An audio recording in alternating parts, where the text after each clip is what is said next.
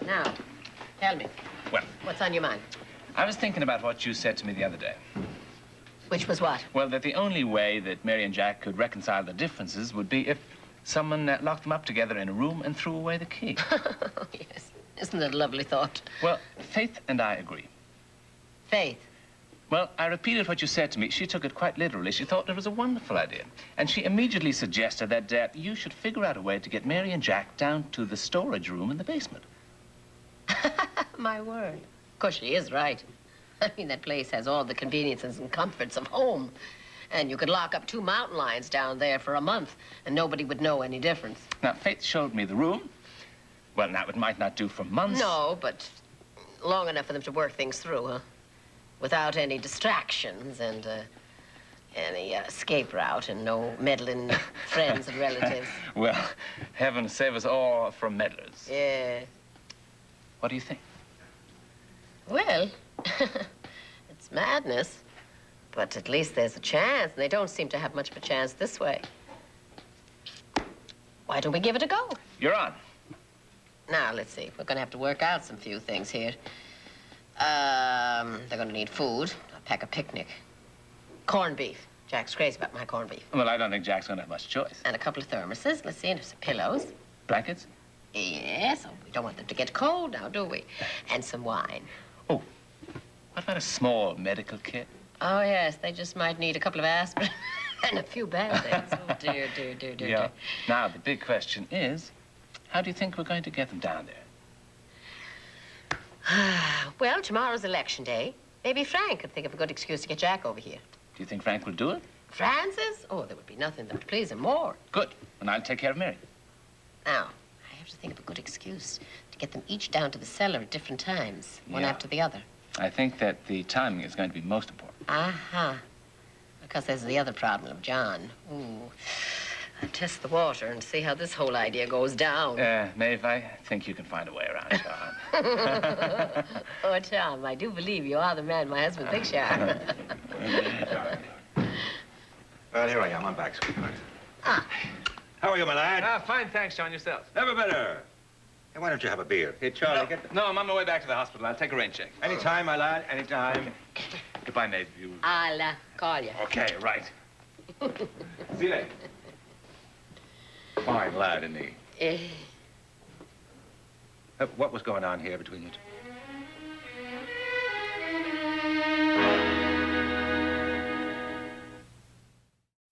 You don't know how pleased I am that you've finally seen the light about Tommy Desmond. Well, the two of you were as cozy as 2 peas in a pod when I just walked in here. Well, he's a fine man, John. And you're all right. I didn't realize what fine a man he was until today. Ha-ha.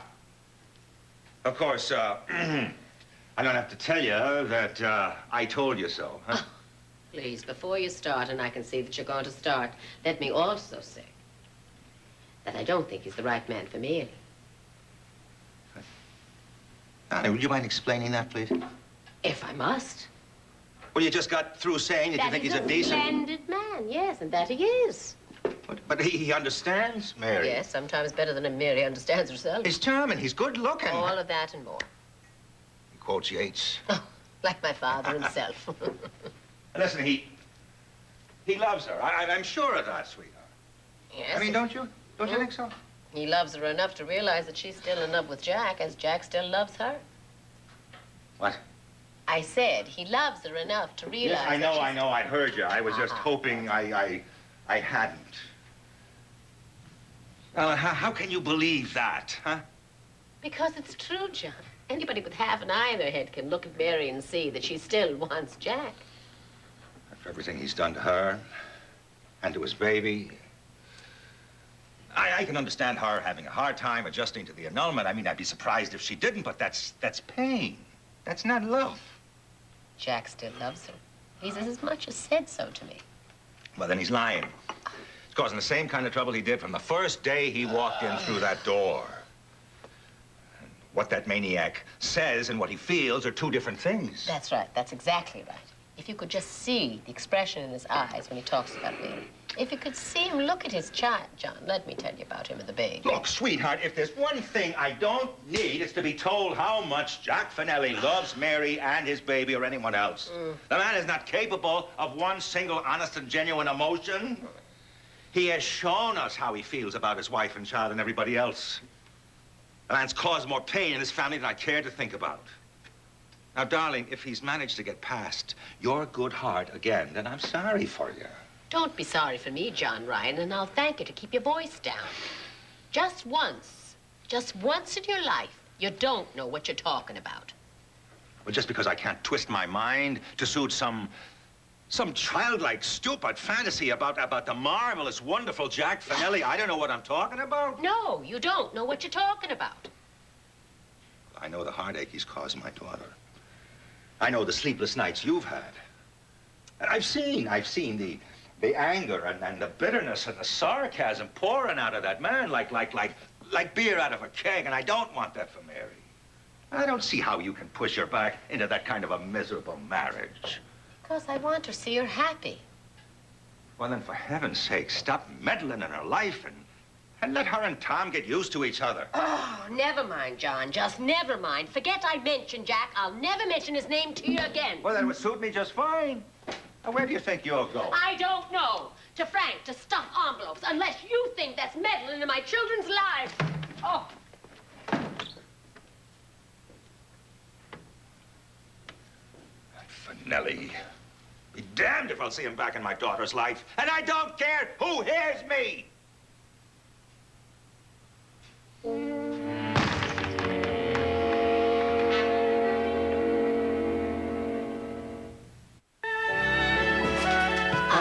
I was on my way over Channel R to see Mary, and I heard that you wanted me. Oh, indeed I do. But first, is it going well? Oh, spectacular. There's more energy, more enthusiasm over campaign headquarters than I've ever seen. Plus the fact that every unit leader, district leader, has made it a point to stop by to see us, which tells you something. Yes, they want to be on the winning side. Oh, Francis, I'm so pleased for you. Thank you. But I really am in a press for time. Is this something that can wait? No, darling, it can't. Please, sit. I'll try to do this as quick as I can. I'm sitting. Now, has your father mentioned to you that Jack has been taking every opportunity he could to hang around the park and visit with his daughter? No, he hasn't. Yes. Well, not to go into any lengthy details, let me tell you that man is crazy for his little girl. And he's mad with jealousy over Tom Desmond. And he's generally miserable without Mary. Now he comes to that conclusion, huh? Yes. And Mary, for her part, she misses Jack something fierce. Now, she's been seeing a lot of Tom lately. And I think kind of secretly hoping that something would take place there. Yeah? But it hasn't. Tom talked to me about that. Which makes him very sad, because he's crazy for Mary. But he sees that she's still in love with Jack. And being the generous man that he is, he wants her to be happy. So, we have cooked up a little plan. A little plan. Yes, a plan in a manner of speaking. You see, we were sitting around the other morning thinking, oh, wouldn't it be wonderful to get the two of them locked up together in some room so they'd have to work out their differences? Locked up together? Yes. Are you serious? Tonight, in the storeroom of our basement.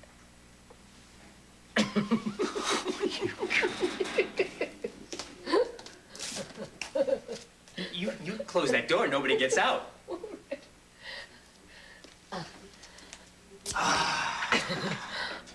Okay. I'm with you. What do you want me to do? I want you to get Jack over here and keep your father out of the way, please. Well, I can keep Dow over campaign headquarters, so the only problem is Jack. What time do you want him? Well, now, the timing is very critical.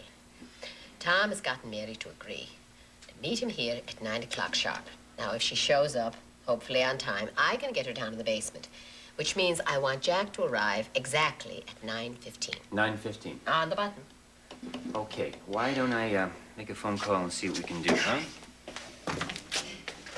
I am about to do something, you know, that no politician in his right mind would ever do. I am about to mislead a representative of the public press. Oh, let's hope you're a success.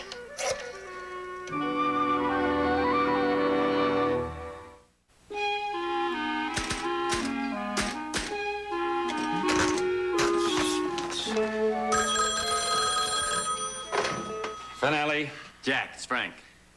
Well, oh, Frank. Hey, looks like a great day for you. Big turnout uptown. Should be, terrific for your plurality. Well, let's hope.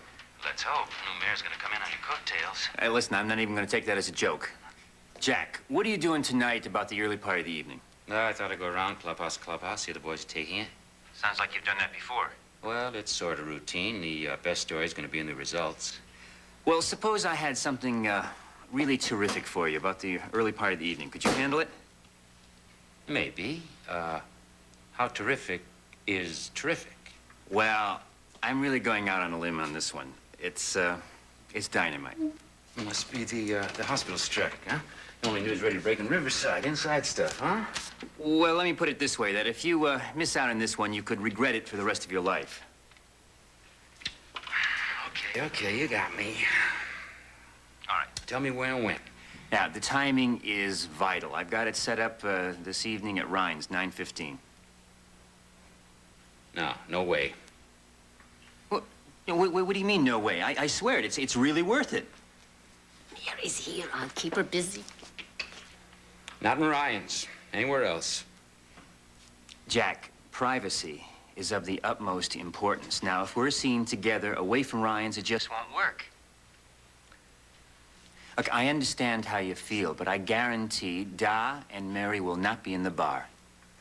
It must be someplace else. Jack, in this case, there just isn't.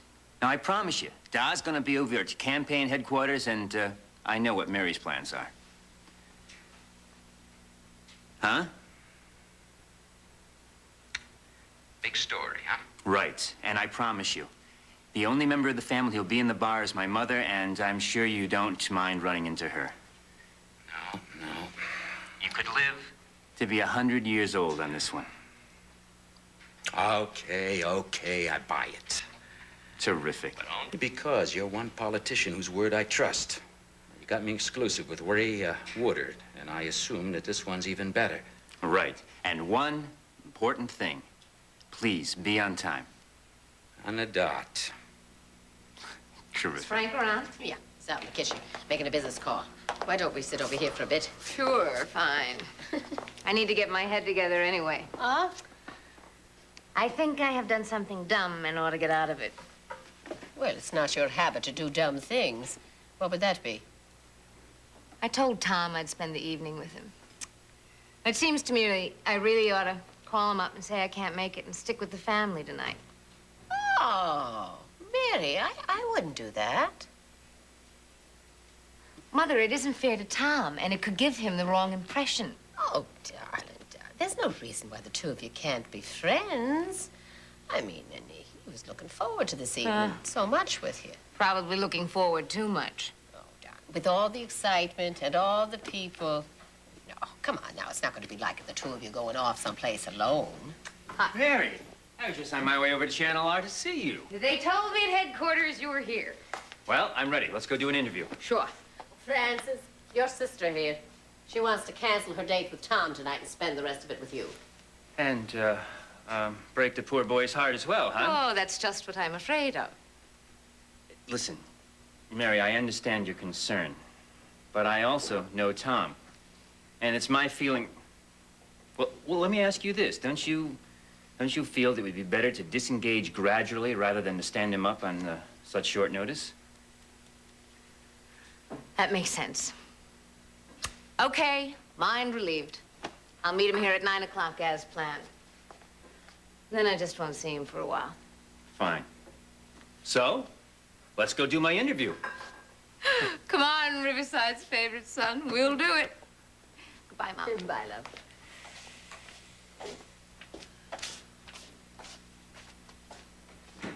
Oh, Lord, forgive my meddling. And let my meddling work.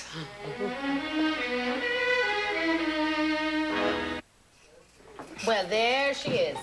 What time is it? 5 after 9. Tom was supposed to meet me. Well, I'm sure he'll be here. He's probably at headquarters. I think I'll head over there. Oh, no, Mary. I wouldn't do that. You wouldn't? Why not? Well, if the man said he's going to be here, he's going to be here. Besides, you go out looking for him, you're gonna miss each other. Ma, you're blithering. I am? Yes. Oh, well, yeah. Well, I guess I'm a little disappointed that I'm not over at headquarters with Frank, you know, but it was your father's turn. There's something you're not telling me. It's just like it was when we were kids and you were trying to keep something from us. You're confused, you're stammering. Oh, you're getting too smart. Aha, then there is something. Yes, and you'll find out about it soon enough. But in the meantime, I'd like to ask you to do something for me. Like what? Well, your father's not here, but he's going to be back with Frank and the others, and I'd like to have something special for them. Yeah? Well, down in the basement, behind all those old theater seats that your father dragged off the sidewalk when the Bijou closed, sure that we'd have some use for them someday. Well, there's a box marked Shannon with 6 bottles of Irish in it that Maura's husband Liam sent us for special occasions. You want me to get them? Would you? I mean, my back's been kicking up. I think it may be the weather. Is that why you didn't want me to leave, Ma? So I could go down to the basement for you? Well, yeah, you could say that, yes. Behind the theater seats, huh? Yes. Now, there's a whole big pile of boxes, and the one I'm looking for might just be right at the bottom. I'm not back in half an hour. Send Tom after. Oh, yes, I'll send you all the help you need. Go on. See ya. Get out of here. Babe, what was that all about? Well, in a nutshell, I'm sort of setting up my daughter. Well, actually, Tom and Faith and I are setting them up. There's kind of a plan afoot to get her and Jack down in the basement and to keep them there for as long as it takes them either to finish each other off or to come out friends again. You gotta be kidding. No, I'm dead serious.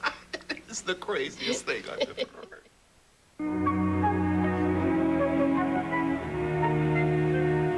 Say a prayer that I do this one right.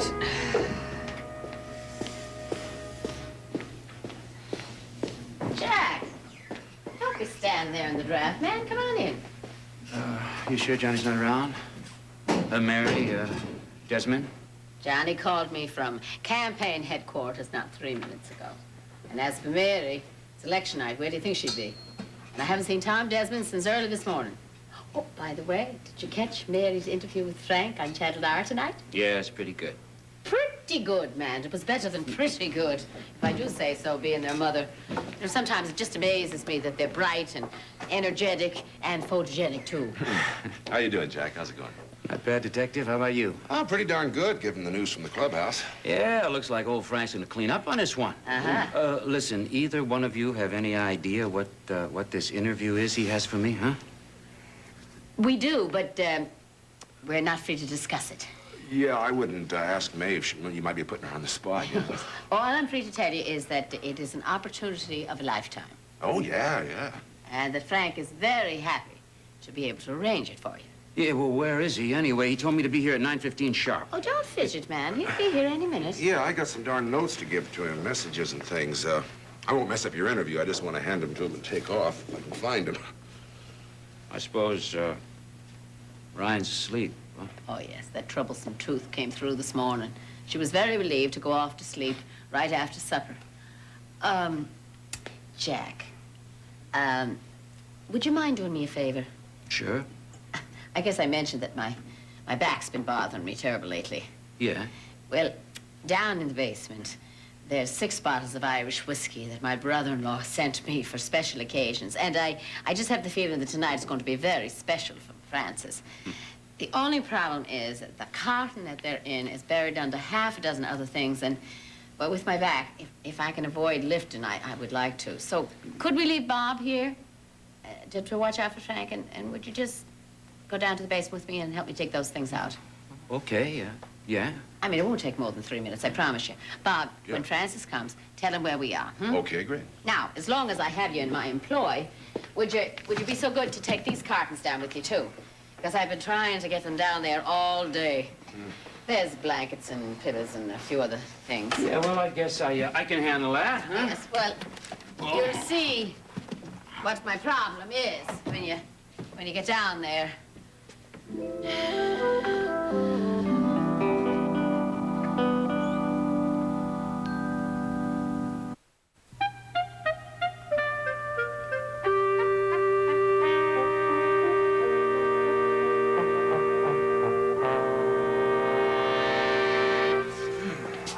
never been down in the basement before. Yes, well, this basement has quite a history. I don't really know what we do without it for storage room, of course, but when the children were little, it made a great playroom. Why are you whispering? I don't know. I didn't realize I was. Well, now, here. Go on, straight in. Hey, there's a light on in here. Yes, so there is. Where do you want this stuff? I don't want them, darling, but you probably will. Good night. Ma? Mary. What the hell's going on around here? Maeve? Come on! Hey! Hey! Hey, Maeve! Maeve, let me out of here! Hey, hey!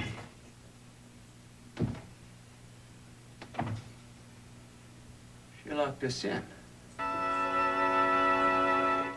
How you been? For better or worse, it's done. Good for you. Did they give you any trouble? None.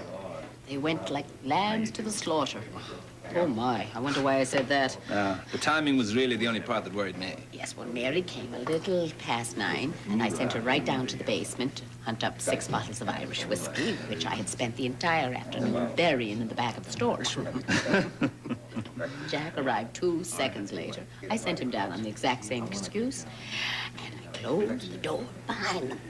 We kept Johnny at headquarters as long as we could. Well, as it turned out, that was quite long enough. Oh, Tom prayed that we did the right thing. Of course, if it doesn't work out, Mary may never speak to either of us again. She wouldn't. Well, she just did. But why? You're asking me.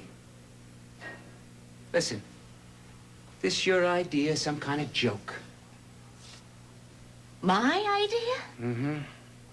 Are you out of your mind? I'm supposed to think it's a joke to be locked up with you in my family's basement? Get out of my way, Finelli. Mother! Come back down here and let me out! Ma! Ma, can you hear me? It's Mary! Let me out!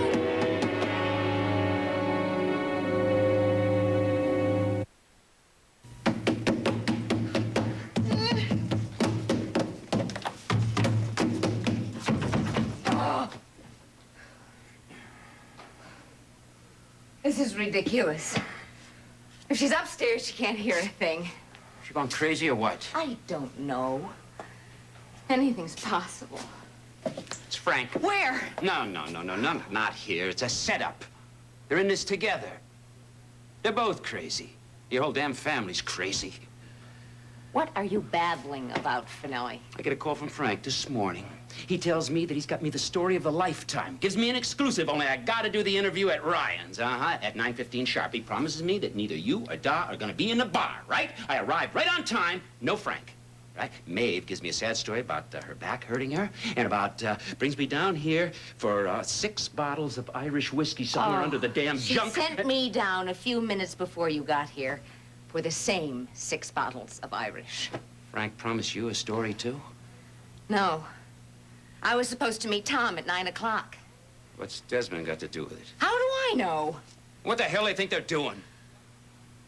They've locked us in the basement, honey. The question is why, smarty pants? Is there another way out of here? No. Yeah, well, there has to be. There isn't. Jack, Yeah. I know why.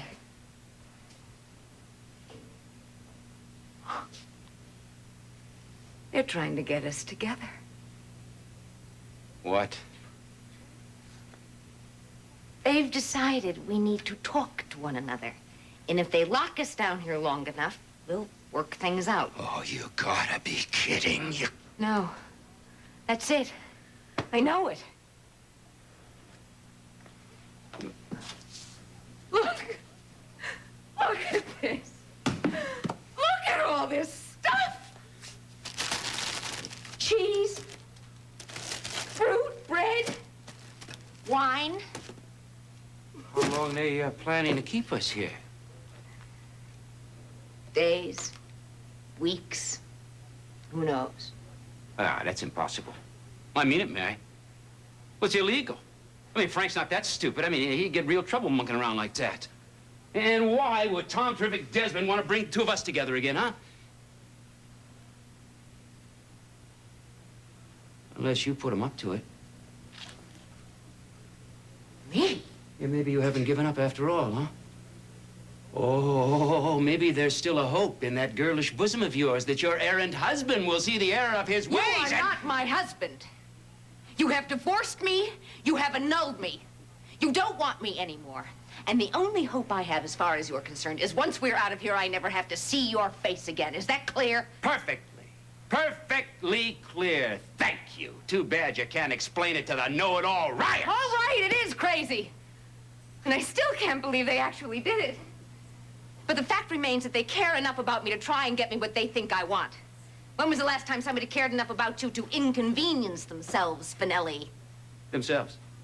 Themselves. And in case you haven't noticed, I'm the one that's stuck down here in this dungeon. And if I don't get my column in on time, my editor's gonna be damn inconvenienced too. They're not a family, they're a steamroller. Oh, lay off, will you? Oh, yeah, come on, admit it, admit it. I'm entitled this one time. I'm entitled, admit it, Mary. Huh? Ma, Frank, Bobby, Tom. Yeah, I guess I include Desmond. Dad's been trying to shoehorn him into the family for months, huh? This one time, this once, they're outrageous. They're arrogant. They're heavy-handed.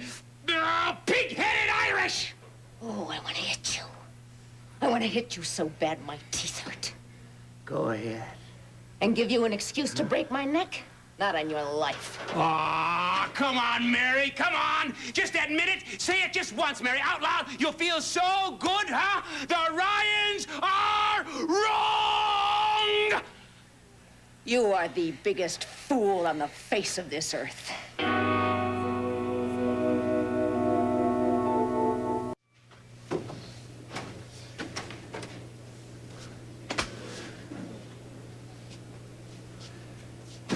Pardon the intrusion, but would you happen to know whether or not your father keeps a crowbar down here? In the shop. Shop? You mean shop? Like in carpenter's tools? Very good, Finelli. Yeah, where is it? On the other side of that door. Of course. Of course! Try dynamite. You could hold the stick. You don't happen to have any practical suggestions, do you? Nothing that pertains to getting us out of here. Yeah, well, think, huh? Believe me, Jackson, if I could come up with something, I would. The idea of spending the night down here with you is genuinely revolting.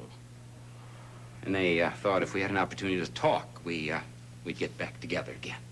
They overlooked the basic premise, which is that you didn't want me or Ryan in the first place.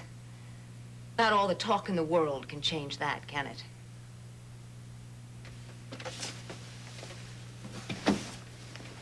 I think I'll take a nap.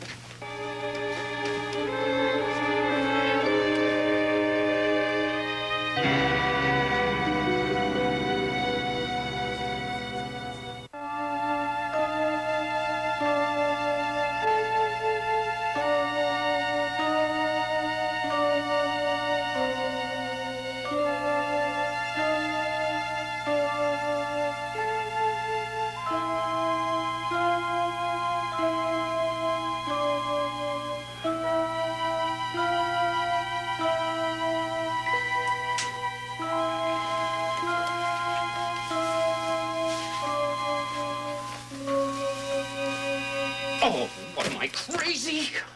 I'm not settling in here for the night. Damn, the Ryan's gonna lock me in their basement and get away with it.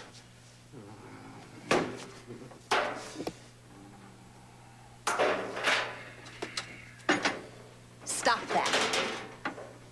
You don't have to wreck the place. Just tell me what you're looking for, and I'll tell you if it's here. I'm looking for a way out. How many times do I have to tell you there is no way out except that door? Okay, you give up, but not me, huh? Hmm? You think I don't want to be anywhere in this world but here? I don't know what you want. I don't understand you or anybody else in your family. All I know is I gotta get back to my apartment now. Good luck. idiot. What? Listen, little Miss Smartmouth. I have got an obligation or two. I've got to have a story in by tomorrow morning. Now, it's not going to be the beautiful, juicy exclusive that your lying brother invented. Frank is not a liar. That's right. He's a saint. I want my typewriter, And I Mary. want my baby and my own room and my privacy. But they planned this dumb stunt, and they won't let us out till they're good and ready. What's your family want from me? Oh, how the hell do I know? Obviously, they're trying to get us back together. After divorce? An annulment? A separation before that? Now they decide we should kiss and make up? They're sick. Not too sick to lock that door. Okay. Okay, we tell them we made up. Forget it. Oh, no, no, no. I'm not asking you to make up. I'm telling you that we'll tell them that. I didn't think you were asking me to make up. I was simply referring to the fact that no one can hear us from this room. Therefore, it would be impossible to communicate any message of any sort. Understand?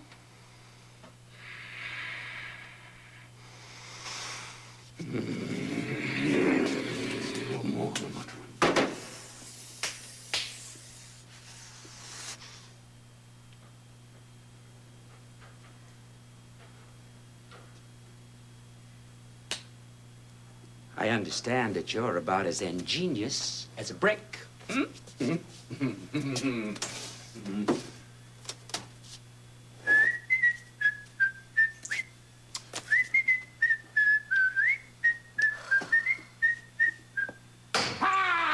Jack, those are the water pipes that flood the whole Oh, damn yeah? basement. Well, good. And they'll have to open up the damn door, huh? Hey, you know, I got a cat that's starving, you fools! My cat dies, I'll bury him in Ryan's! I promise you that! It won't do any good. This place was a speakeasy during Prohibition, and a lot of people made sure it was soundproof. Jack, don't be so damn stupid! Stupid! Stupid! Stupid is thinking that those pipes don't go anywhere, huh? You think that they're there for decoration, right? Huh? Huh? Don't tell me about stupid!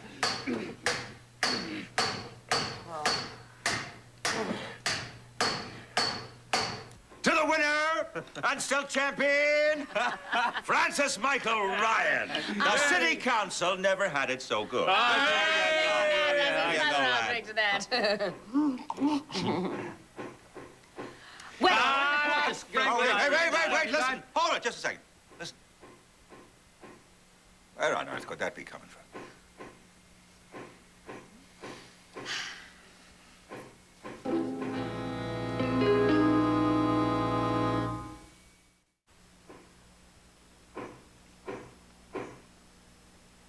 You hear that? You know what I'd love to hear? I'd love to hear some music, son. I mean, I feel in a dancing mood, Francis. Warm up the jukebox. No, wait, stop that, you. Wait a minute now. Listen. That's what I mean. Here, see? That faint little sound. It sounds like they're working out on the street. No. No, that's not outside. Oh, there's been lots of night repairs going on. You know, there's that big pothole Yeah, down by the I corner. saw a crew out there on the way over.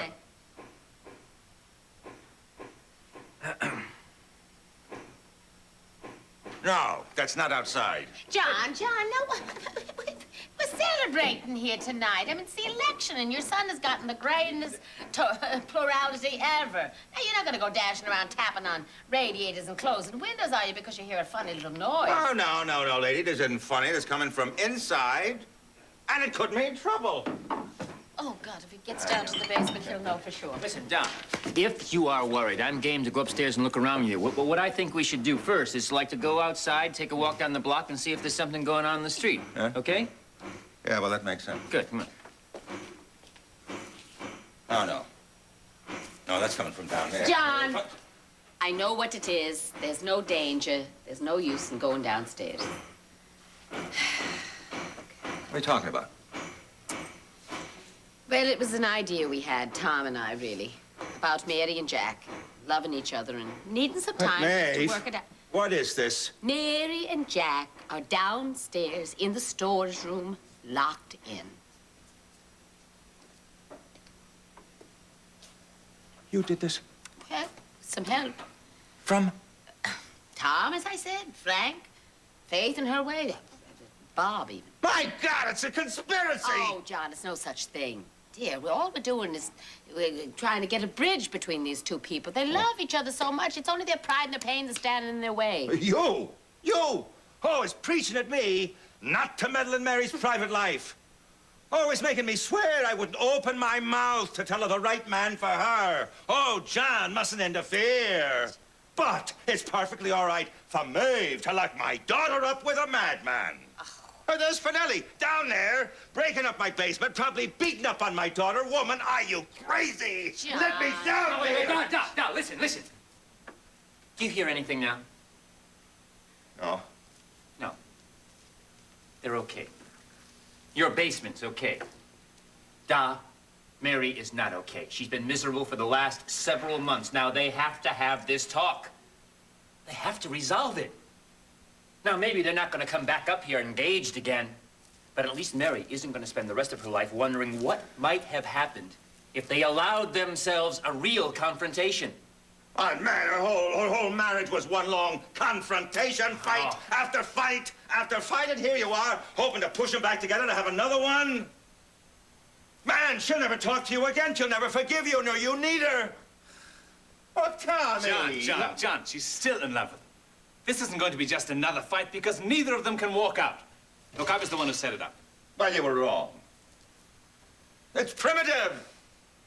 Thinking you can change two people's minds by locking them up in the basement.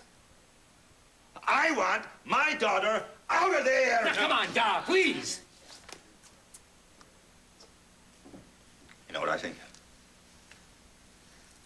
I think all of you must have lost your mind. That's what I think. And thank God I can tell my own daughter I had no part of it.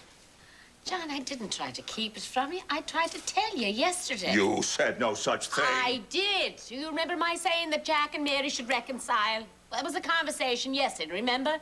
Well, you didn't say you were going to trap him in my own house. Well, how in the world could I when you ordered me never to mention the man's name again? Yeah, well, that goes double today.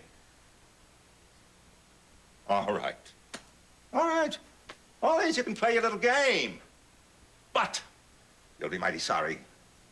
You'll all have to answer to Mary. Oh, see if you can make him feel any better.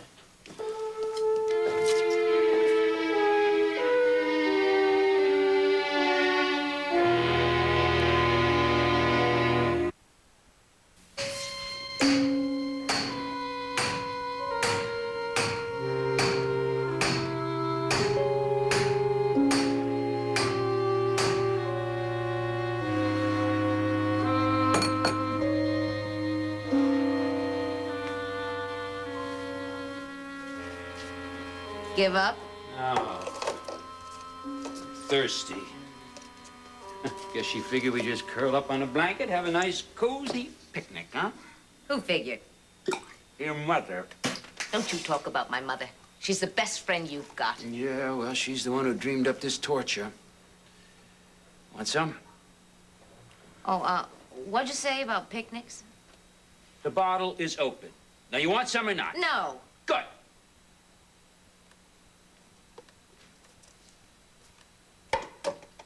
Don't get drunk. Why not? You might fall asleep and smother in your blanket. I'm not sleeping. I'm getting out of here.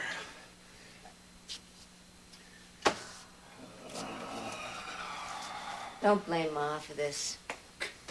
Frank was in on it with her. I guess Tom had to be, too. Yeah, sure. Everybody was in on it, right? Da and Kathleen and Art and the kids and Pat and Delia and little John and they're all up there now in the kitchen, sitting on the edge of their seats, just waiting for me to get down on my knees and beg for mercy, huh? Oh, hey, I give up. Hey, look, here I am, on my knees, begging for mercy. Oh, come on down. You don't want to miss it. It's quite a sight. See for yourselves, huh? Johnny Ryan! Open this damn door!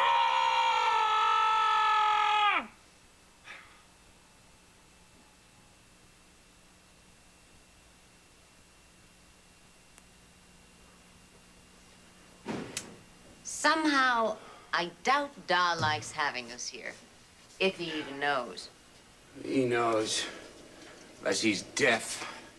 Sound doesn't carry through that peephole. Little Miss Wisdom. On matters concerning this basement, I certainly am. You can blow a trumpet through that peephole and the sound will be muffled by the walls beyond it. Doesn't even reach the stairway. As a matter of fact, live music was played in here. Piano, at any rate. 7 nights a week for 13 years. 1920 to 1933. The duration of the 18th Amendment, which prohibited the sale of alcohol, except for the kind they rub you down with. Right down that passageway, you'll find a bathtub that was not used for bathing. Gin was made in it on a regular basis, and it still has a faint smell of wintergreen around it. Faith and I used to think it was apples, but then, what does a 10-year-old kid know about wintergreen or anything else? All we knew was this place had a dangerous history. Wicked people once packed in here to drink and carouse and behave like every speakeasy patron in every Edward G. Robinson film ever made. Women in headdresses, feathers, gangsters, deliveries in the middle of the night, payoffs to the cops, stoolies. Oh, Faith and I had some imaginative times in here. Faith played speakeasy. It's only 'cause you made her. Oh, you don't know Faith any more than you know those pipes in this basement or me.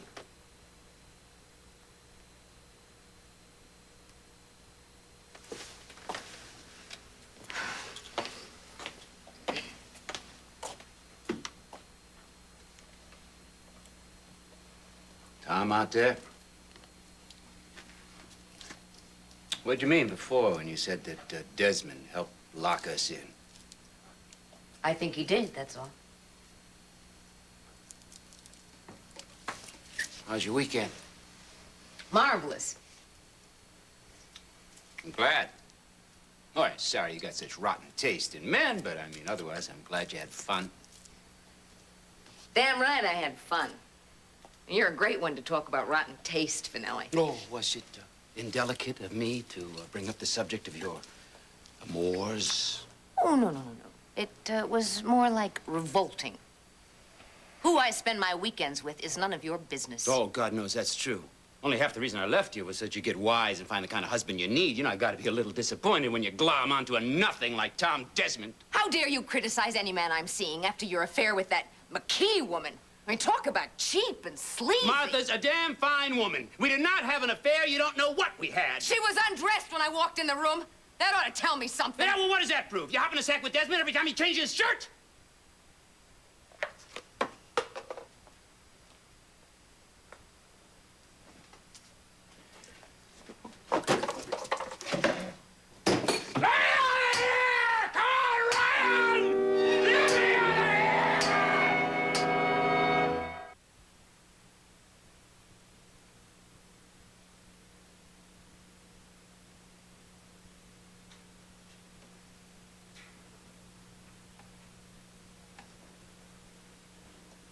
Jack,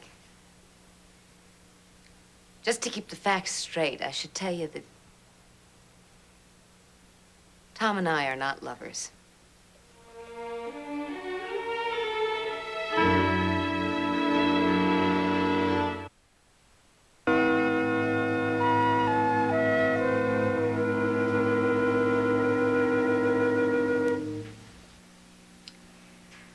I said Tom and I are not lovers. I heard you. Oh. You looked so shocked, I thought you misunderstood. You mean you spent a weekend together and nothing happened? A great deal happened, but we didn't sleep together. Oh. You took a vacation away from sleeping together. Never mind. All right, I believe you. Grand, let's drop it. I guess I had the wrong impression about him. I didn't realize that he was like that. Like what? There is... Now, how do I say this without crawling around on your level?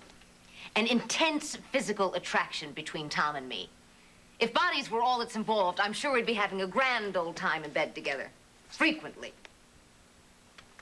Are you able to grasp that concept? Or shall I use simpler words? Or shall I give up altogether? You're awful when you do that. You're awful, period. So what else is involved besides bodies? Your minds? What do? Read to each other? Yeah. How nice. I suppose you could always trace your family histories back to ancient Irish kings, dance jigs, huh? Count nephews and nieces and cousins. Listen to Da's boxing stories or gather around the campfire for a good old... Shut up, Sing, Jack. sing, sing, sing. Just shut your vicious mouth. Well, you turn each other on so much, what the hell's the problem? There's bodies and there's minds and there's feelings. Feelings, you fool. I'm a human being with hopes and fears and joys and sorrows and lots of needs besides sexual ones. And Tom is sensitive to all that. God bless him, he cares enough about me to be patient.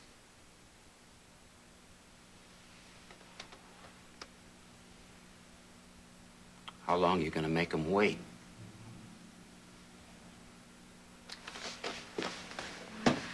It amazes me that I can even stand to look at you. Why'd you bother telling me that he's not your lover? So that you would understand the difference between my relationship with Tom and the trash you have with Martha At McKee. least Martha's honest. She doesn't play innocent little baby girl. Oh, I wish to God I had spent that weekend making love to Tom. So, you can always make up for it when they let us out of here. Right. I could stand being wanted by someone for a change.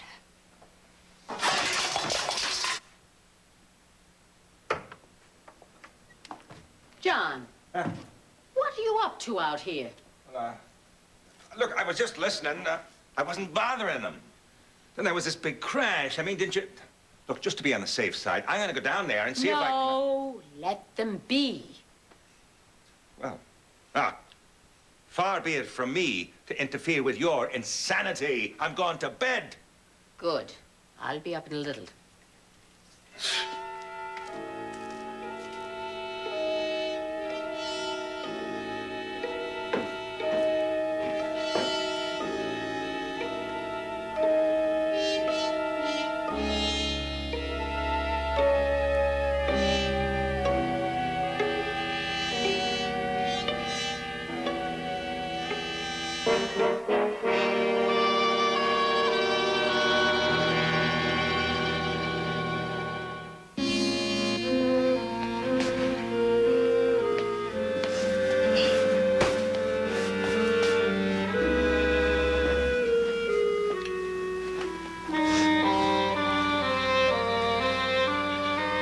Beautiful.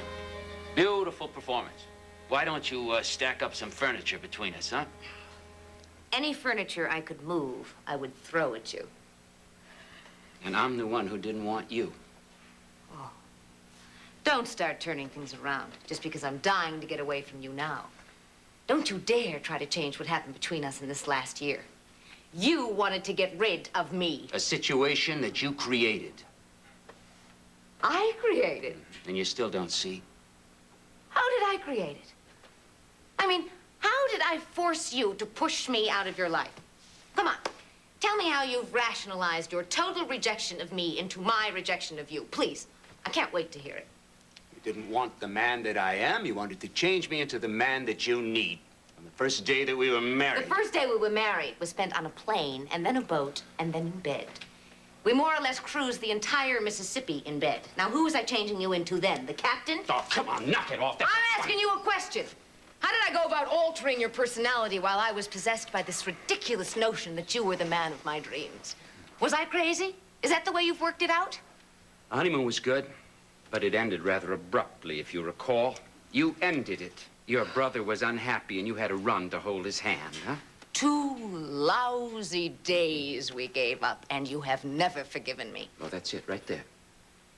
We didn't give him up. You did. I didn't want to give him up. Brother or no brother. But I had to change. I had to be the guy you wanted. One for all for one, right? Rally round type. Orion, for God's sake. And I spent the next year being pushed and pounded and pulled and squeezed into the Ryan mold. Just so damn desperate I had to get away. Yeah, you did that to me, Mary. Now, you can call that reforming me, or improving me, or helping me. But the fact remains you rejected the man that I am. All right. Do you want to know what I really did? Do you want to hear a sane person's view of this? An arrogant person's view? No, thanks. I can do without that. The hell you will. As long as we're locked in here, there's no way you'll doubt what I've got to say. The first thing I did, the first deadly sin, was to ask you to share. To share a little of your precious space. Not to pull up your roots and leave your bachelor apartment, because I love that place. I just requested 2 drawers. And dear heaven, did the roof fall in on me. Now, I did make a mistake at that point. I figured... You figured to move Grandfather Ryan's dresser into the middle of my living room. I figured you'd learn to share. Not turn into a different person. But to make the switch from living alone to living with a friend and a lover, and all those things I imagined I was to you. But I was wrong. You couldn't make that switch. Yeah. Well, you're saying the same things I said. You're just using different words. That I couldn't and wouldn't change myself to suit you. You wouldn't grow. If ever there was a sad, mean little boy in a man's body, it's you, Finelli.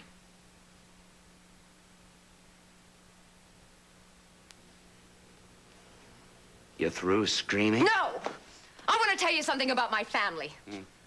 I like being attached to them. I love them, and I'm glad. And that's something I have found out for sure since you walked out on me. You used to insist that I was stupid about them, tied to them like a kid. And do you know, I actually got to wondering if you were right. I felt so guilty so many times when I'd ask you to come to a family party or to behave decently to my father or to invite my brothers over. I mean, my God, you made me feel like a monster. For shoving your brothers down my throat? Yeah, it was monstrous, yeah. It was human and natural and good for you. Good for you, my friend. You're better for having been close to my mother and Frank, and ain't no way around that, baby. Yeah, well, I did a few things for them, too, huh? Yeah, I helped out once in a while. Yeah. Sure, you did some kind things. And anybody you'd think you'd cut off your right arm and deserved a medal for doing them. You've lived alone so much of your life that any small accommodation you make for another human being is earth-shattering. Well, honey, it just ain't. Yeah. That is one way in which I tried to change you. I wanted to break through your selfishness. Accuse me of that, Jack, and I'll agree with you.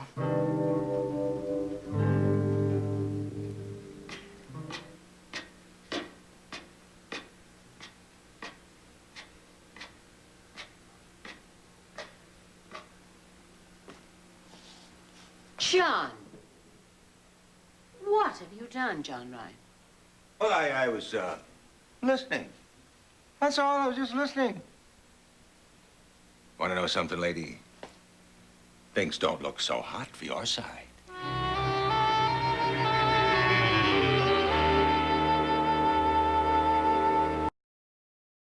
Did you go into that room, John? No. Did you say anything? Did you call to them? No, I was as quiet as a mouse. I tiptoed down the stairs and over to the door. And you eavesdropped on them, John? Just for a few minutes. I had to satisfy my doubts about my daughter's safety and my hot water pipes. Lord, had better just help you if you try that one again. Oh. All right. What were they saying? Darling, I can't divulge that. It's bad enough I was eavesdropping. All right. The gist of it was that, Finelli is cruel, mean. Mary was really giving it to him with both barrels. Well, they have to go through some of that. Believe me, darling. That's all they were going through. Well, they have to come through their anger and reach the point where they'll talk. Huh? By the time they come through their anger, my darling, they ain't gonna talk anymore. Ugh. Hey, listen. How long do you intend to keep them down there, huh? Just as long as it takes. Don't even try to expand your miserable little point of view. Why should I bother knocking my head against that stone wall? Mary Ryan knows everything, huh? Ain't anybody ever gonna talk any sense to her. If you're suggesting I know a whole lot more about decency than you do, I'll go along with that. Honey, you know a hell of a lot more about everything than I do. You're so sure of yourself that it terrifies us simple folk. You know, you really shouldn't come on like that, Jack. It isn't funny, and it doesn't work. Yeah, well, nothing works with you. Nothing imperfect, anyway. Any man you care for, you gotta canonize him, make him a saint, huh? Saint Frank, Saint Pat, Saint Da, Saint Tom, huh? You love them, they love you, everything's gonna be fine. But you couldn't do that with me, no Saint Jack, because I wouldn't let you put me up on that pedestal. If there's one thing I never did, it was to idealize you. Mary, you don't know what the hell you do. You're dealing cards with your right hand that from a deck that you stacked with your left hand. And you think the game's fair. Half the time, you don't even know what you're up to. For instance. Well, for instance, my mind's so flooded with examples, I don't know where to begin. Yeah, your mind's flooded, all right, with garbage. One, you said that you want to grow up and lead your own life, but you remain Daddy's little girl. Two, you said that you want Jack Finelli, but what you really want is a mirror image of your brother. Three. Oh, those cheap little insights. Three, you said that you want a baby, but you give your precious kid over to a Nazi. A Nazi? Yeah, Miriam, the lady that pushes Ryan around the park and hates her every minute of it. Miriam? Since when are you such an authority on Miriam?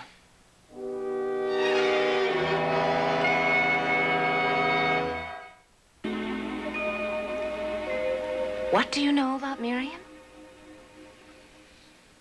Come on, Jack, I asked you a question. I know there's a person named Miriam who pushes Ryan around the park and resents every minute of it. And how do you know that? I've seen her. Where? How? In the park, with Ryan, in a stroller. When? I don't know, sometime last week, before that. In the park? In the park. In the park! You're not paying attention, Mayor. Well, excuse me, but I'd be really fascinated to learn how you knew it was Ryan. Because to the best of my knowledge, you haven't laid eyes on your daughter since those few memorable moments at her christening party. I heard that lady talking to her. Well, she called her by her name, and, well, you know, the world is not full of little babies named Ryan, so I very cleverly deduced that that one was the one that was related to me. Okay? So? So what? So how do you know Miriam hates pushing Ryan around the park? Because I got eyes and I got ears. And when I hear that lady say that she's a pain in the neck, huh? And that she's gonna slap her again. You got that? Again? If she doesn't shut up? When I see her ignore her when she needs a cap or sweater or some overcoat or whatever the hell babies wear when it's cold. Well, then I figure, Mayor, that woman just isn't happy with her chosen profession, okay? Huh? I don't believe it. Yeah, right. I'm lying, huh? Well, I'm not sure what you're doing. But I know Miriam, and I know you, and I know Miriam adores Ryan. And I can't figure out why you'd even notice if Ryan had a sweater on or not. Oh, yeah, what is it? You gotta be a Ryan to know if your kid's being neglected, huh? Your kid? Yeah, my kid, my daughter. I am her father, right? You know, you talk a lot about having feelings, but you act like you're the only person in the world who has any.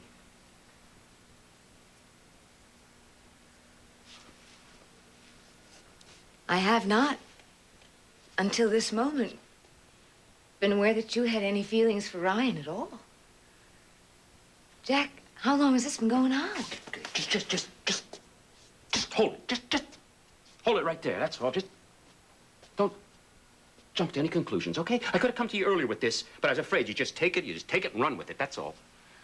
What do you mean, Jack?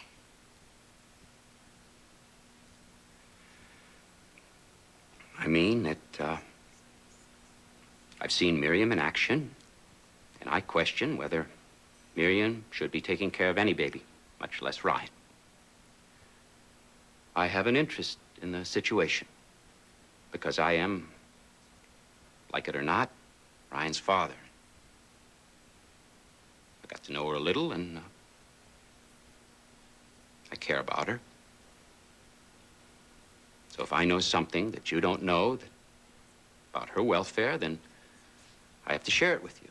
But that is all that I mean. You care about her? I want want to talk about Miriam.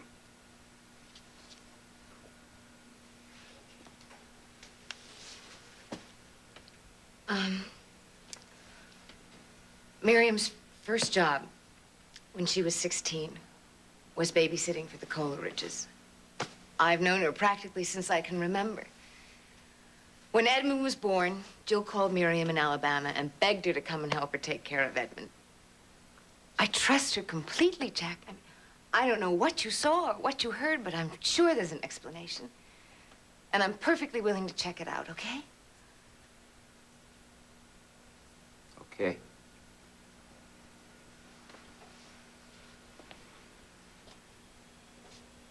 Now let's talk about you and Ryan.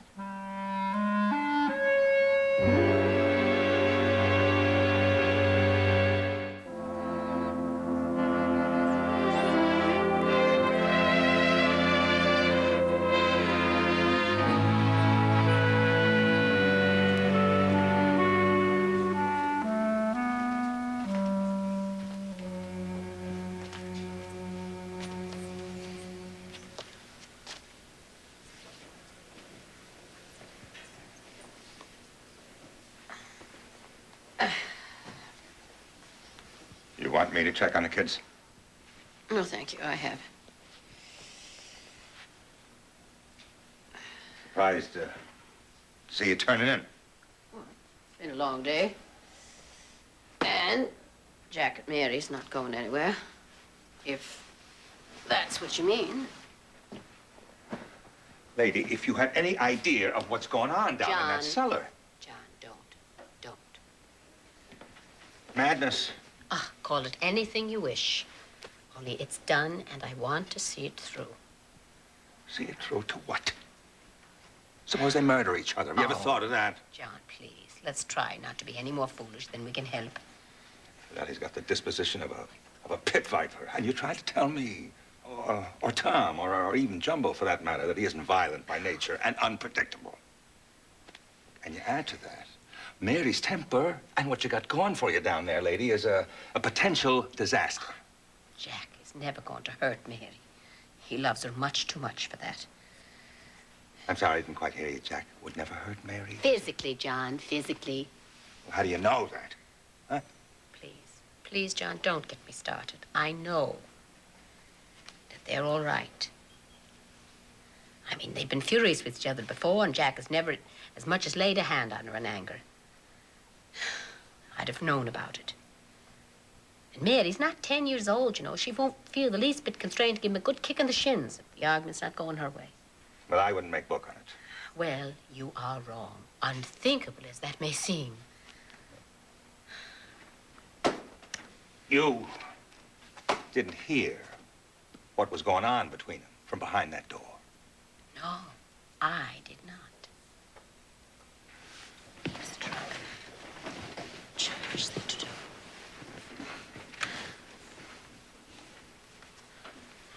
What, was it that you heard exactly? Enough to make me aware that Mary doesn't care what she says, and Finelli's on a very short fuse.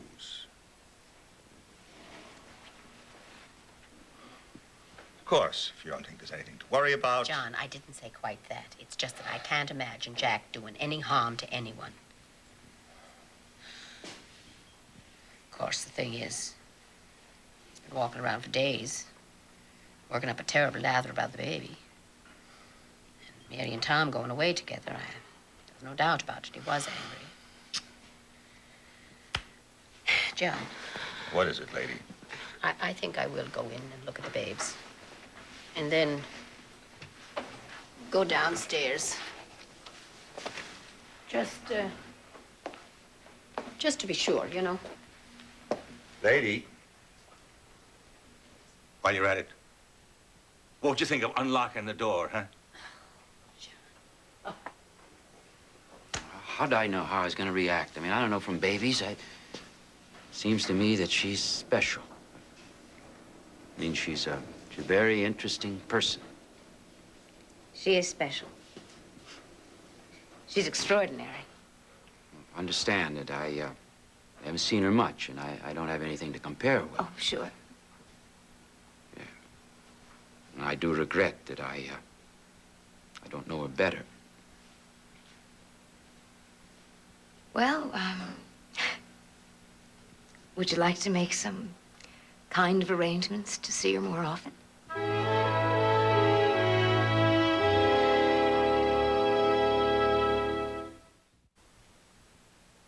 How do you mean? Well, I don't know. Whatever's convenient. If you wanted to meet her in the park on a regular basis, or take her down to your place, whatever. I'm assuming you just as soon not come here. Right. Absolutely.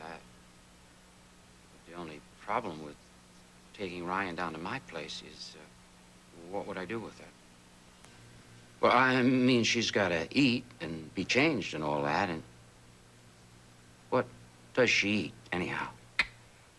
Just about everything, because she's got so many teeth. Yeah?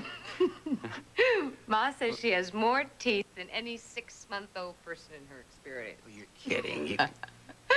Her typical breakfast is cereal, eggs, bacon, toast, and orange juice. Well, that's incredible. She comes by it honestly, right? Well, then, she doesn't need anything special. Oh, I give her a roast beef or roll in the blender, but basically she eats what we eat. And sleep? Oh, like a top from 8 till about 7, with a nap in the morning and one in the afternoon. Well, then you are with her most of the time when she's awake. Exactly. How does she compare with other babies? I mean, besides the teeth, I mean. Well, Mother says you shouldn't compare, because faster doesn't mean better. They all get there in the end. But she is brighter, funnier, and sweeter than anyone else her age, and I love it. Hey, listen, I gotta tell you, in the park, right? Now, there's no way in the world that she can know who I am, right? And I bend down to look at her. And there's that face. That unbelievable little open face. And she looks, and she looks, and you can tell that she's thinking, yeah, well, he's okay, and then she smiles, and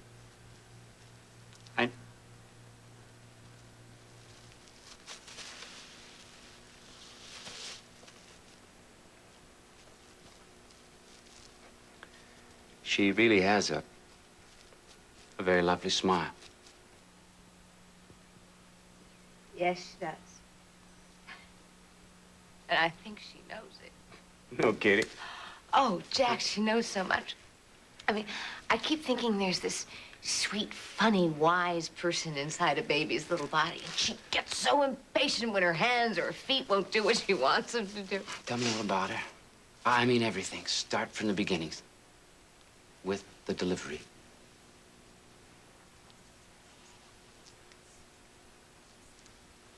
Don't say that I'd know if I'd been there. I wasn't going to say that. Well, it's taken Ryan 6 months to live it. May take me the rest of the night to tell it. Well, that's okay, because I'm not going anywhere.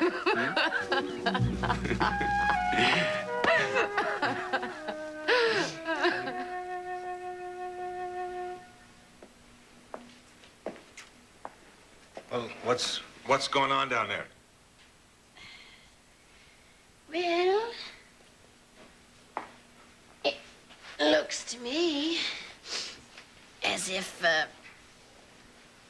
my side's making some progress.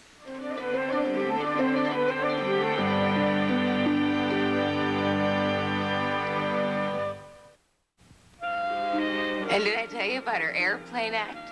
Airplane? Well, airplaning is a thing they all do at this age. Ryan did it early. Here. She gets on her tummy, right? But and she brings her head and her shoulders and her arms up and her legs up in the back, right? And she waves them all in the air like this, like she was trying to take off. Looks a little better on her. Yeah, I'll bet. Well, you sure that that's all right for her? I mean, couldn't you hurt her back? Oh, no. It's perfectly normal. It means she'll start creeping soon. But it is a sketch to watch. She laughs the whole time. We all laugh back. Your daughter is a real ham. I never knew they did so much when they were little. Always thought they just sort of sat around like lumps and spat cereal at you. I knew you had some warped ideas about babies, Finale. Anyway, thanks for filling me in on her. Oh, sure. You have now been officially briefed on her progress from birth to about 7 o'clock this evening. I mean, last evening. Are you aware it must be morning? I think I broke my watch when I pounded on the pipes. Yeah, sure. Must be morning by now. Huh? Hey, you sure you can't send a message up there? If I had a tiny pigeon, I would put a note on its toe and direct it to the kitchen.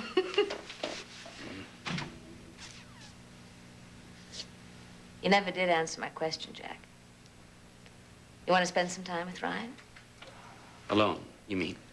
I mean, I'll make whatever arrangements you like. Do you want to take her downtown every now and then? My place, she wouldn't mind. I want her to know her father. You'd be good for her. Well, I'm not equipped for a baby. You know, you gotta have special stuff. I mean, high chair or a playpen. And I guess I could get it. Oh, you don't have to fuss. Just set her on the floor. You might vacuum it first. Put a couple of pillows around. Move anything low that's breakable or valuable. My mother's antique china. Well, you might keep an eye on the cat anyway, so she doesn't strangle it.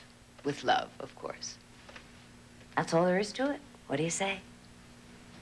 I like it. But you don't suppose she'd get confused? I mean, she figures out that I'm her father, you're her mother. We live half a city apart. Oh, I imagine she'll adjust.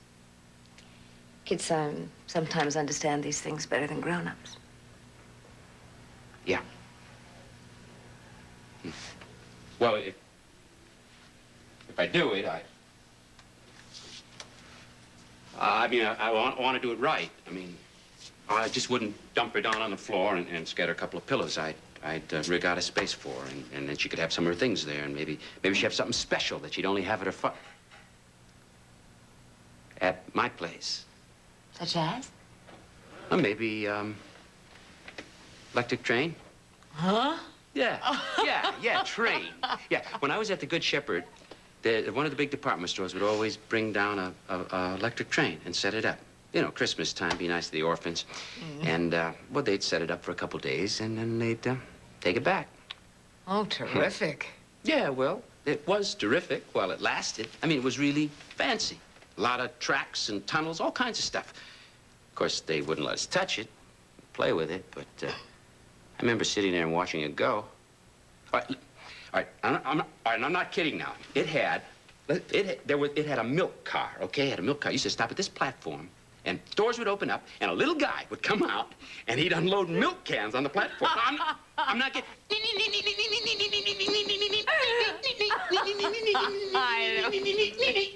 I'm serious. I can't see electric train this day without feeling unbridled lust. Oh. You think Ryan would like something like that? I bet you would. Good. Hey, your mother, whoever dreamed this up, they ever consider that she might miss you? I wish that were true, but she's used to my being away at work all day. Mary, I don't mean to criticize, but when do you think you'll be able to spend more time with her? I mean, I think she needs that. Well, I don't want to miss her growing up, honey, but that means I gotta get this job changed around. What I'd really like to do means less money, but more time. I mean, they could promote Rodney to my job and let me just do specials on a part-time basis. I don't know if they'll buy it, but I might as well try. Want me to nose around a little for you? I've got some connections. Thanks. No thanks. Yeah. Oh, my dear. Aren't you tired? No, I'm used to late hours. He used to like to stay up all night. Advancing age, I guess. But I guess Ryan will be okay downtown. I show her the neighborhood. Cannoli. Jumbo. Jumbo hasn't seen her since she was born. Angie and Lou, they haven't seen her at all.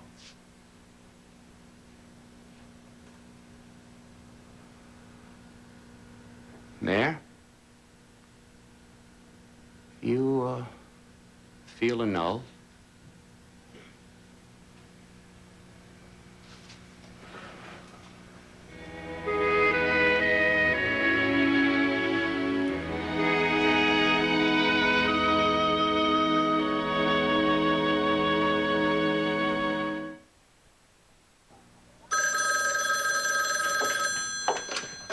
Ryan's. Hiya, Maeve, it's Jumbo. Jumbo, isn't that funny? I was just thinking of you. No kidding, maybe that's a good sign. Look, I was supposed to meet Jack this morning, but he didn't show. I asked around and nobody's seen him since. Oh, Jumbo, I'm sorry. I didn't think you'd be worrying about him. You want a shock? A nice one? Oh, well, okay. Jack's here. He spent the night locked in my basement storage room. Maeve, I know Johnny don't like the guy, but, you know. No, Jumbo. It was my doing. My way of getting Mary and Jack together. Oh, those two have been so wretched lately and so stubborn about facing each other. I saw the chance to get them. I took them one down to the basement after the other and bolted the door behind them. God bless you, Maeve. You're one in a million. Would you like to tell my husband that? I will. Besides, I want to be there when you spring them. How much longer they got? Well, I left enough food to last a week. Oh, you don't fool around.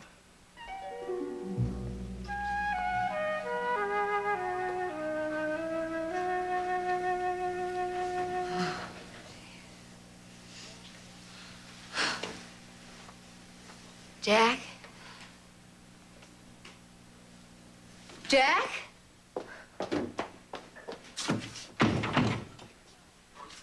Somebody out there? No. Where were you? Shaving.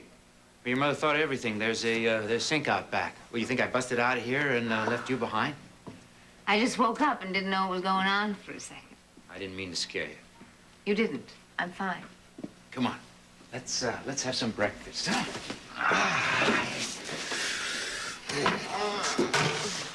Yeah? What time is it anyway? I don't know. My watch is busted. I suppose it could be the middle of the night. Well, whatever. I'm hungry. Huh? Hey, you suppose that the coffee in that thermos is still hot, huh? Probably.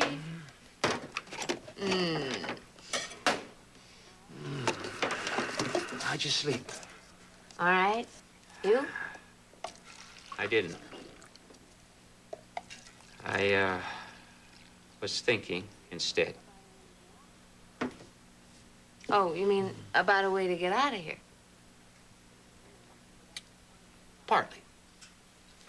You may have to go back to pounding on the pipe. We'll see. Mostly, I was thinking that we stopped fighting somewhere along the line. I guess it's when we started to talk about the baby. I asked you a question before, but you'd fallen asleep. What question? Do you feel the annulments for real?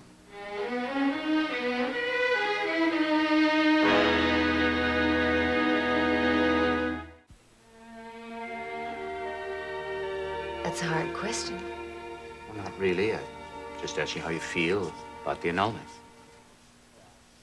Since I got the official papers and everything. Yeah, I've got a whole drawer full of divorce and annulment stuff, and I still don't think any of it's worth a damn. Of course the annulment's not worth a damn. You lied to get it. True. Listen, I want to tell you this. I did believe that the lies were necessary. I believed it was the kindest thing for you and Ryan and for me, and I honestly thought that I belonged back on my own. But now I've been thinking that maybe I was just running. Want to say I told you so? So where does that leave you now? I'm not sure. I was thinking that same thing while you were asleep. I know I don't have that panic feeling anymore, and I mean, I want to get out of this cellar, but I don't want to run away from the baby. I don't have a doubt in the world about that. I really do love her. Tell her that, will you? A lot. Okay. If Ryan can grow up positive that her father cares for her, that's half the battle. What's the other half? Well, she'll have to deal with the fact that you and I have separate lives. She won't like it, but they tell me children can adjust to just about anything, so long as they're sure they're loved. Hell of a time to realize this, but I don't want Ryan to have to make that adjustment. That's what I was supposed to do at the orphanage. It never happened.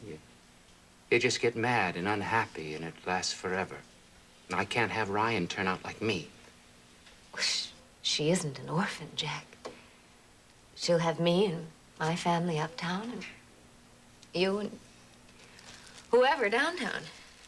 Whatever man raises her day by day, it shouldn't be Johnny Ryan, no matter how good a job he did with his own kids. And if you're thinking about Tom Desmond... Yes?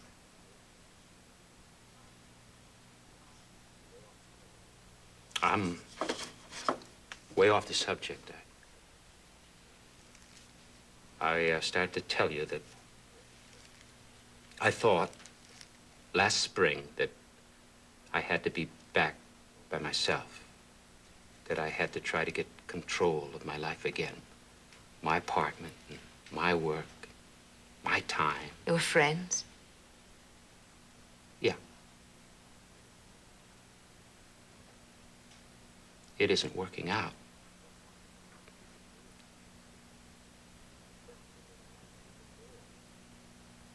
The question that I asked you before, you still haven't answered it. You want this? No. Do you still feel married to me?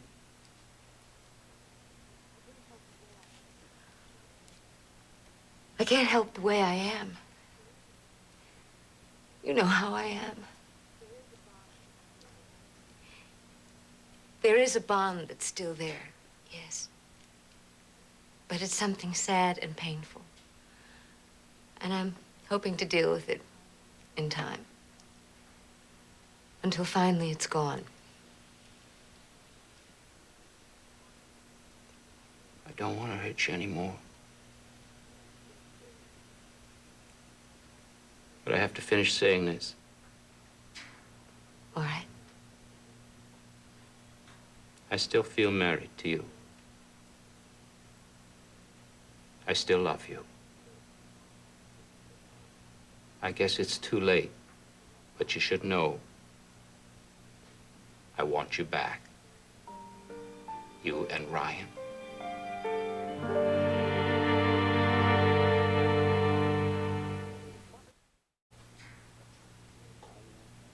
So, now you know as much as I do. Seems to be a little more than I can handle. You don't have to handle any of it. You just have to believe me. Right. Was that impossible? I don't know. I really don't. Not that you're lying. You couldn't say you love me and want me if it weren't true. But it doesn't feel true. What does feel true? Jack, I gave up on you because you didn't want me. The annulment and the divorce, keeping away from you, trying to make a whole new life. What's right at the middle of that is one fact. You don't want me. I really did a job on you, didn't I? You really convinced me, yes. The day you found Martha McKee with me? That day was the worst, but... But there were lots of other days, too. Mm. Like the time you told me that you were pregnant. You were barely out of the accident then. I figured you'd feel better about the baby once he got well.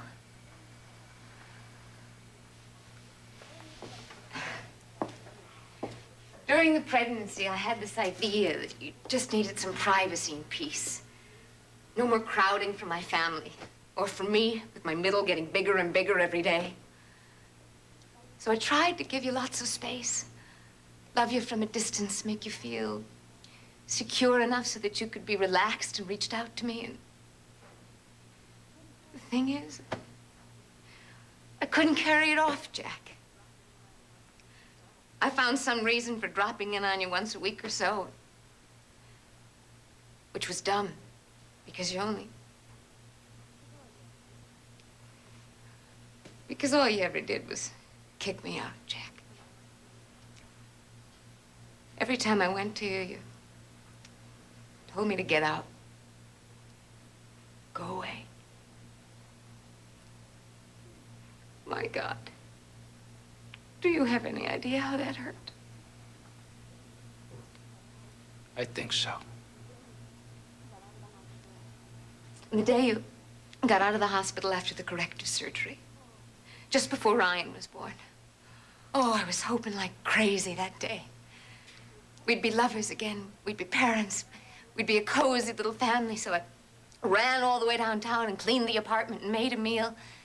And you walked in, and I thought it was starting to happen. You did hold me. For the first time in 9 months. And then you told me to get out. And then, damn it, I still believed you'd come to the hospital for the delivery. And then I believed you'd come to bring us home. And then, dear Lord, I had to go back for one last kick in the teeth. Martha McKee. That day, I'd had enough. So no matter what you say now, it's still the way I feel. I can't change what I did to you. I'm afraid you can't fix it. But I can fix me. And I'm gonna start trying. How? Being a father to my little girl, for starters. By not running anymore. That would be the best work you could possibly do. And the hardest. Please. One word about Martha McKee. I never had a chance to explain. She spent one night with me. I was having a bad time, and she tried to be a friend. The next morning, she said that I'd better make it up with my wife because I couldn't want or love anybody else. She's getting ready to leave, and that's when you rang the bell. I haven't seen her since, and I haven't been with any other women. Something very much like that happened with Tom and me. This weekend we just had. I wanted to make love to him, Jack. I tried. But I couldn't. He was very good to me. I wished I could be in love with him. But we both know it's a lost cause. Tell me why. If you want me to say I still love you, all right. I do. But you have hurt me and scared me and put me through more hell than I care to remember. I'm glad you want to change. I think you'll do it. But you can't turn into a different person. No. And neither can I. I made mistakes with you. I doubt I'd make the same ones again. But, Jack, I'm still Mary Ryan, who loves grandparents and traditions and aunts and uncles and singing and pipers. I want all those things in my life and Ryan's. Okay. And I'm still the guy who can't share anything. I'm a little bit better now. I still don't want to have dinner parties for 10, and I think I mostly want order, and I'll never like surprises. That little uptight boy from the orphanage is still a big part of who I am. So, here we are.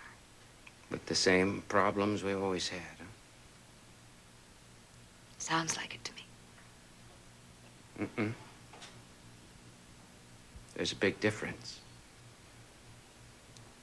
I want you and Ryan, and I'm not afraid to say so to anybody, even myself. I have to hold on to the two of you, because that's where my life is. Mary, if we're very careful and keep our heads together, don't you think we can try again?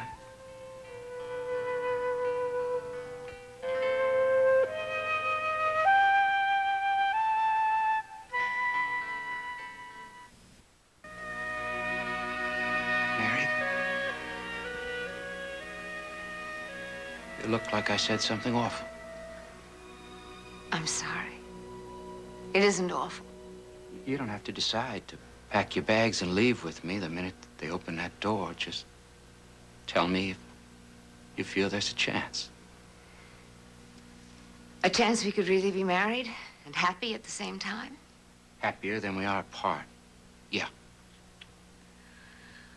I don't think we could go 24 hours without a battle. We've done pretty well while we've been down here. That's because we've finally been honest with each other. No, you've always been honest with me. I'm the one who couldn't admit that I was hurting and needed you and was scared to death that you'd leave me. You tried to make me open up every way you could, and then some. I don't want you to praise me or feel guilty. I am guilty. I wrecked the marriage. You forced it to end. But the truth is, it almost never went smoothly. We had little fights and big fights and silent fights and struggles of one kind or another just about all the time. We're both pretty strong personalities, Mary. Yeah, but my personality doesn't want a lifetime at war. Well, looking back on it now, it seems to me that most of the war was inside of me. Not always. Most of the important stuff, the big things. Think about the kids. You guessed my problem long before I knew what it was. I didn't want to share you. I was afraid that I'd lose you if there was somebody else. I knew that sometimes, but I couldn't say it out loud, so I just kept quiet, and I got mad and ran right into the old brick wall every time. That's the way I am. That's the way I was. Well, let's be honest. That's the way I'm beginning to not be. That is an amazing statement. Why is it the more I say, the sadder you seem to get? Jack, I love everything you're saying. But when I think about us together again, it's a dream. We can make it work. You need things I can't give. I need people to love. People who love me. Not in a marriage Mary, where you're crowded. I'm telling you that a marriage is just what I want. A family. You, our kid, and a life that means something. I went back to being alone and working. I had all the time and space in the world. I hated it. Listen, I know what the loneliness is like. I get desperate with it, too. But I think we have to get through that. Come out the other side of it. Not turn around and go back. I spent the better part of the year alone. Completely alone. Completely alone. And this is what I know now. You were mostly right. I was mostly wrong. I'm not asking you to turn around and go back. I'm asking you to start a second time from where we are right now.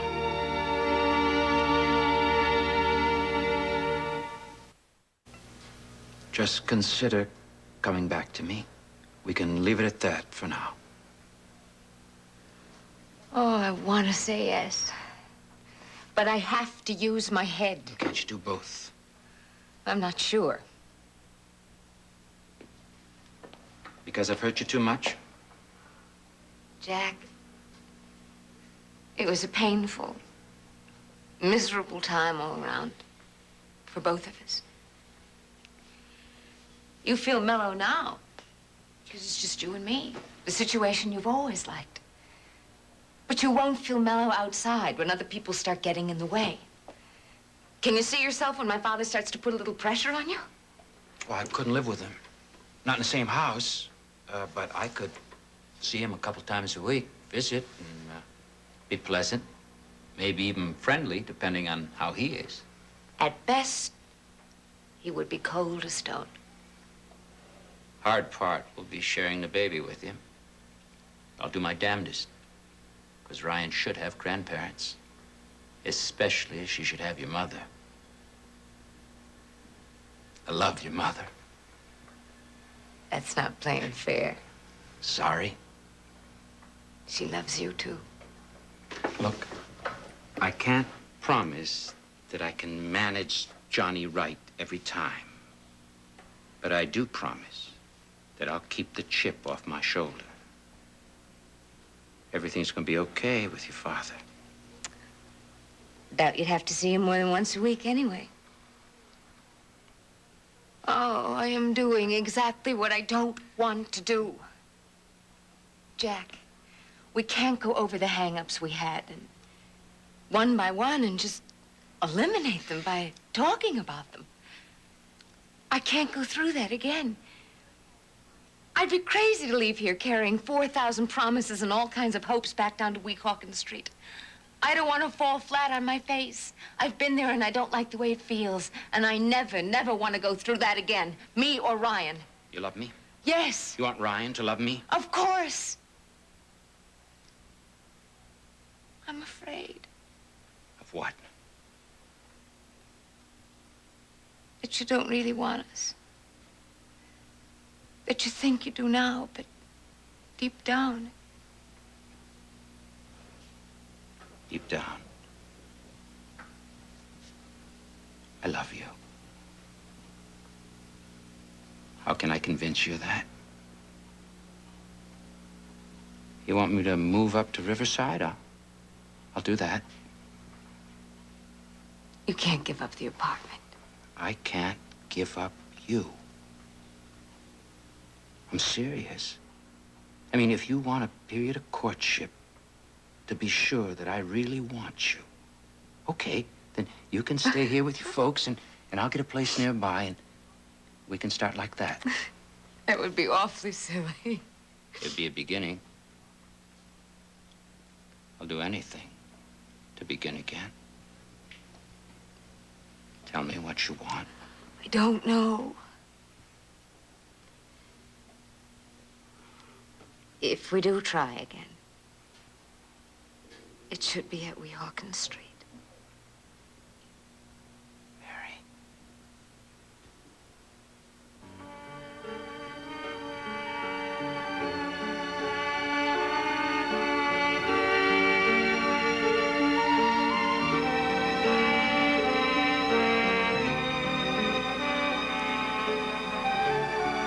Please. Yes.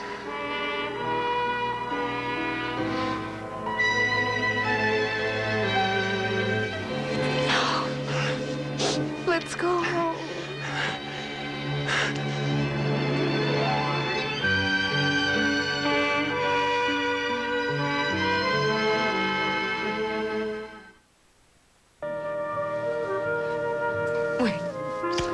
Wait, I want to say one more thing. No, you can't. You can't. You've been talking for hours. But You can't have any words left. I do. Wait.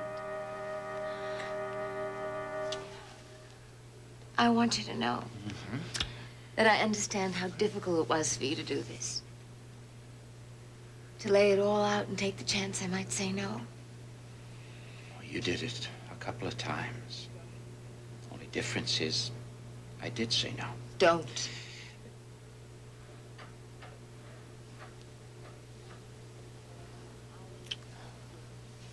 I meant it when I said I don't want either of us to feel guilty or sorry. We're through with that. It's a little like confession and penance.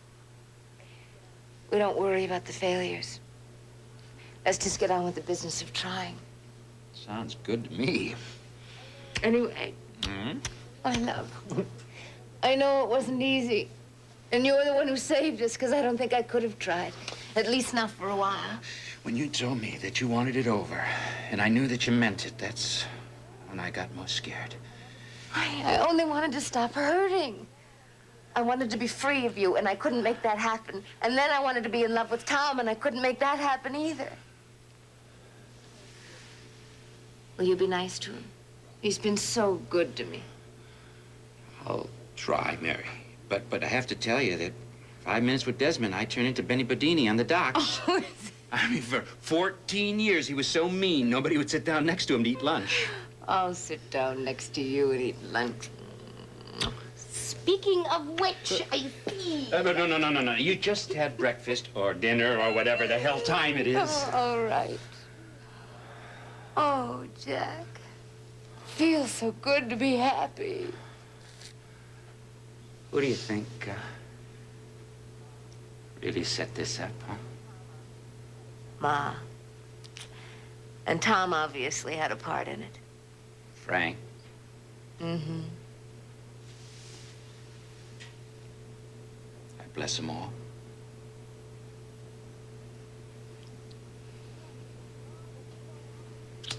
Oh, I want to see Ryan so much. Me too. How do we get out of here? Or, how do we get them to let us out? You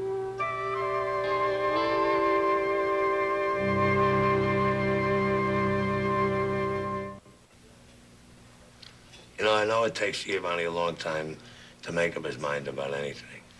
I can't tell you how long it'll take him to change his mind because I don't think he ever has. Never? Not that I know of, especially since he's been locked in the basement. Well, my bet is that he'll be out of that basement very soon. I don't think John would agree with you on that one, Maeve. Oh, and what makes John Ryan an authority on changing of the mind? The last time I think he revised a closely held opinion, he voted for Harry Truman. Thanks, Kevin. And here's to you, Maeve. And I sure hope Giovanni appreciates what you're trying to do. Oh, darling, I'm not looking for appreciation. I just want my son-in-law back, and my daughter to be happy, and Ryan to have a father, and for Jack to allow some love and peace that he deserves. Well, I'm all for that. Well, here's himself. That was some walk, darling. Well, I didn't mean to stay away so long. I found myself at the bridge before I knew it. Ah, Kevin. Without that beard, you look like a cross between your own mother and Mickey Rooney. How are you, Jumbo? All right, Jenny, how are you? Any news? No. Jumbo called, and I told him what was going on, so he decided to come up and keep the vigil with us. Well, you're always welcome here. You know that, Jumbo. Which may be in for a rather long wait. In my opinion, Jack Finelli is incapable of saying he's sorry, or even understanding he has anything to be sorry about. I'd like to think you're wrong about that. I'd like to think so, too, for my daughter's sake, and for my granddaughter's, and because my wife has invested a great deal of time and effort and caring in Jack Finelli. Oh, I have to tell you, I think it's a misguided investment. It's been a waste of time. I don't think you have to say anything of the sort, dear. Well, Jumbo happens to be my friend, regardless of how I feel about Jack Finelli. And I've always leveled with him. I'm not going to change that now. I happen to think the whole business is nonsense. And as far as I'm concerned, if Jack and Mary got together again, it would be a total disaster. Oh, John. I'm sorry you feel that way about it, Johnny. Well, one thing can be said for Jack. Nobody's indifferent to him. Jumbo, would you mind if I leave Kevin here to entertain you and swoop John off into the kitchen because we have a meat delivery this afternoon and we have to clear some space in the freezer for it? Sure, man. By the way, what do you think of yesterday's game? I think I'm ready for the basketball season. John, right. All right, all right. Now, don't say it. I am entitled to express an opinion. Yes, you're entitled to express your opinion, but you're not entitled to express it that particular way to that particular man. Well, don't expect me to disguise the way I feel, do you? Well, then I suggest that you keep your feelings to yourself. Or somebody might think that you're a stubborn, opinionated, unforgiving sort of man who cares more about his pride than he does about his daughter's wants and needs. Look, lady, if my daughter wanted or thought she needed a good dose of the bubonic plague, I'd be against that, too. I don't understand you, John. Mary's been walking around for months now, miserable. Lord knows she's done everything in the world to convince herself that she no longer loves Jack and that she's not married to him, that she's free of him. In all of her life, she never made such an all-out effort at something and failed. Wrong. She made such an all-out effort for her marriage, and it failed, didn't it? Not yet. She's done things your way, John. She's tried to be a single mother with a child. She's even tried to fall in love with the man that you chose for her. And a very fine man he is. You admitted that yourself? Yes, yes. Tom is a splendid man, a grand man, but he's not the man for Mary. Now who's opinionated? May I remind you that's Mary's opinion, too, you know. Well, lady, you didn't lock Mary down in the basement with Tom, now, did you? To give her a chance to change her mind about it, did you? Huh? Maybe stubborn. Maybe lacking in forgiveness, but at least I'm not a hopeless romantic living out my fantasies through my children, pulling strings to create happy endings to suit my fancy. Is that what you think has been going on around here? What's that? What's what? I smell smoke. John, there's smoke coming from the hallway. It's from the basement. There's a fire in the basement. My God, he's trying to burn down my building! Oh, John, come.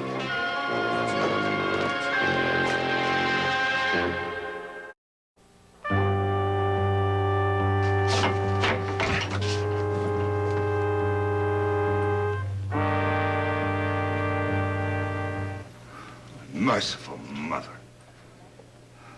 It's sort of like announcing the election of the Pope. If you don't mind, I think I'll find a fire extinguisher and put that out before we smoke up the whole house. It was the only way we could think of to let you know we were ready to come out. Is it all right if I ask how things are? Things? Yes. Are wonderful. Oh, Mary, I'm so pleased. Oh, I was afraid you'd never speak to me again. Oh, Jack. Well, I got an idea who did this, and all I can say is thank you. Well, I can't take all the credit for it. Tom came by one day and said something had to be done because Mary was still in love with you. And you were still in love with her, and we had to get you together to talk. And I said, well, the only way possible would be to lock you in a room together. Of course, I didn't mean it, but then he spoke to Faith, and she thought of the basement. So then Tom and Frank and I sort of got together and cooperated in the effort. Well, then I thank you and Tom and Frank and Faith. Jumbo, I didn't even feel. Oh, I love you. I love everybody. I love the whole world. John? If you don't mind, I'd like to go on record as saying I don't think you've done her any favors. John, please stay. Share this with them.